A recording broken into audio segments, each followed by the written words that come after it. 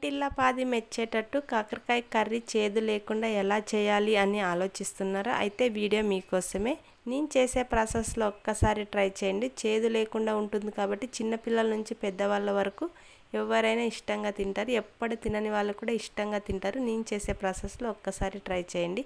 Hi, hello, నమస్తే, welcome back to Ansoo Vikram 57 ఛానల్ని అయితే సబ్స్క్రైబ్ చేసుకొని చిన్న లైక్ అయితే ఇచ్చేసేయండి. ఇప్పుడైతే లేట్ చేయకుండా వీడియోలోకి అయితే వెళ్ళిపోదాం రండి.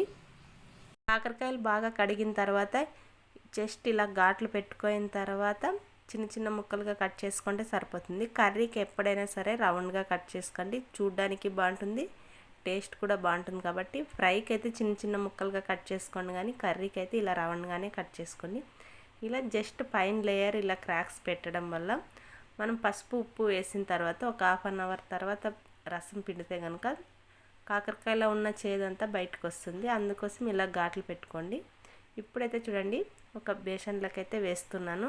విత్తనాలతో సహా వేస్తున్నాను కాబట్టి మీరు ఈ టైంలోని విత్తనాలు కూడా తీసేసుకోవచ్చు. నేనైతే లాస్ట్లో తీద్దామని అయితే అనుకుంటున్నాను.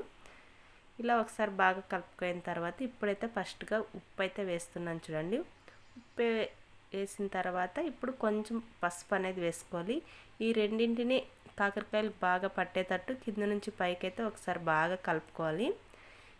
ఇలా కలుపుకోవడం వల్ల పసుపు ఉప్పు కాకరకాయలు బాగా పట్టి మనం రసం అంతా కాకరకాయలు పిండినప్పుడు రసం అంతా బయటకు వస్తుంది కాబట్టి అది చేదంతా బయటకు వస్తుంది. ఆ తర్వాత మనం కర్రీ వండితే కనుక చేదు లేకుండా ఉంటుంది.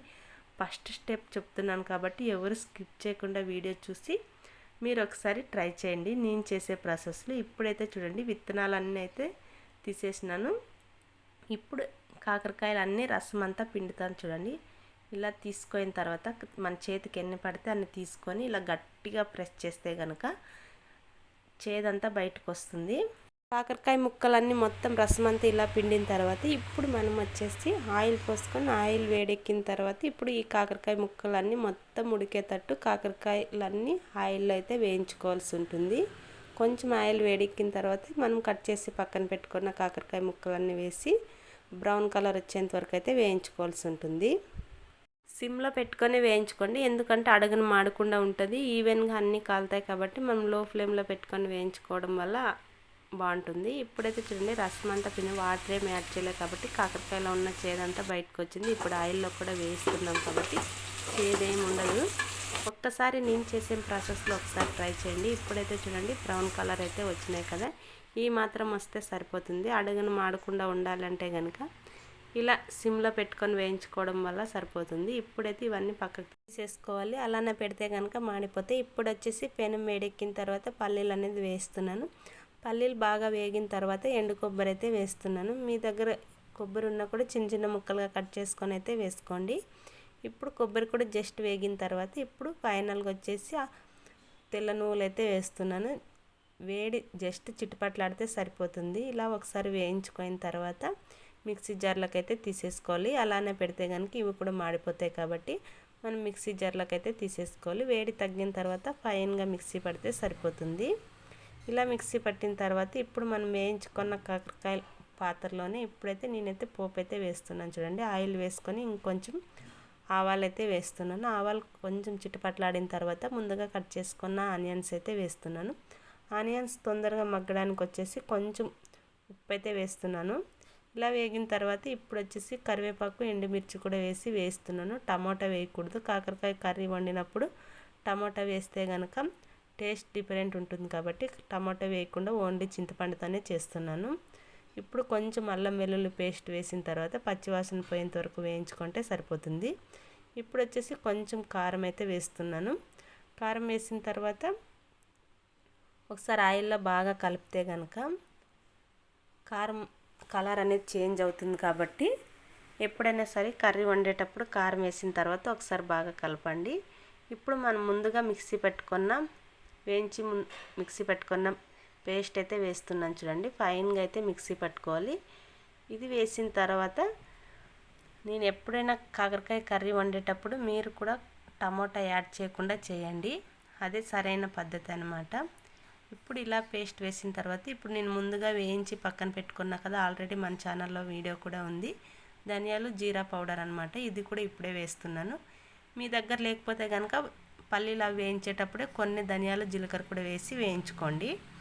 ఇలా వేసిన తర్వాత ఒక్కసారి బాగా కలిపిన తర్వాత ఇప్పుడైతే ఎన్ని నీళ్ళు కావాలన్నది ఇప్పుడే యాడ్ చేసుకోండి. అడుగంటుతుంది కాబట్టి సిమ్లో పెట్టుకొని వేయించుకోండి. ఇప్పుడు అదే మిక్సీ జార్లో కొన్ని నీళ్ళు వేసుకొని అయితే పోస్తున్నాను చూడండి.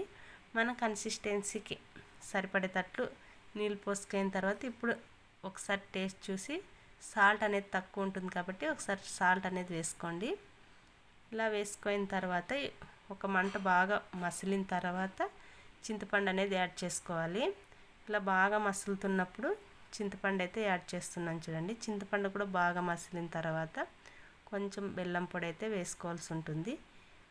ఇప్పుడు చింతపండు కూడా బాగా మసిలింది కదా, ఇప్పుడైతే కాకరకాయలు అయితే వేస్తున్నాను చూడండి. కాకరకాయలు ఒక మంట అలా ఉడికితే సరిపోతుంది. ఆయిల్లోనే 90% అయితే వేగిపోయినాయి కాబట్టి ఇలా ఒకసారి బాగా కలిపిన తర్వాత ఒక బాగా మసలు వచ్చేంత వరకు అయితే ఉడికించుకోవాల్సి ఉంటుంది. ఇప్పుడు బాగా మసులుతుంది కదా, ఈ టైంలో వచ్చేసి నేనైతే బెల్లం పొడి అయితే వేస్తున్నాను.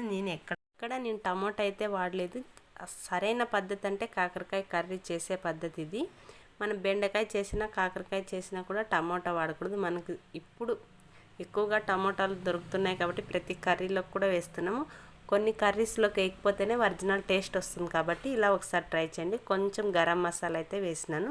ఇప్పుడు ఫైనల్గా వచ్చేసి చిన్నగా కట్ చేసుకున్న కొత్తిమీర కూడా వేసి ఒకసారి బాగా కలిపిన తర్వాత స్టవ్ కట్ చేస్తే కనుక ఒక 10 మినిట్స్ తర్వాత కనుక తీస్తే కనుక మన కాకరకాయ కర్రీ అయితే రెడీ అయిపోతుంది. ఎప్పుడైనా సరే మీరు కూడా బాగా గమనించండి, చింతపండుతోనే చేయండి. టమాటా యాడ్ చేయకుండా చేస్తేనే ఒరిజినల్ టేస్ట్ వస్తుంది. ఒక్కసారి నేను చేసే ప్రాసెస్లో మీరు ట్రై చేయండి. కాకరకాయ కర్రీ ఎలా వచ్చిందో ఆ తర్వాత కామెంట్ చేయండి. ఇప్పుడైతే చూడండి 10 మినిట్స్ తర్వాత అయితే చూపిస్తాను. ఆయిల్ అంతా పైకి వచ్చేసి ఉంటుంది. చూస్తున్నారా, కాకరకాయ కర్రీ అయితే రెడీ అయిపోయింది. నైట్కి చేసి మార్నింగ్ తింటే కనుక అద్భుతంగా ఉంటుంది. ఒక్కసారి నేను చేసిన ప్రాసెస్లో ట్రై చేయండి. నేను జొన్న రొట్టె కాంబినేషన్లో అయితే చేసినాను. మీరు చపాతీ వైట్ రైస్లో కూడా సూపర్ ఉంటుంది కాబట్టి నేను చేసిన ప్రాసెస్లో ఒక్కసారి ట్రై చేయండి. ఉండనా మరి.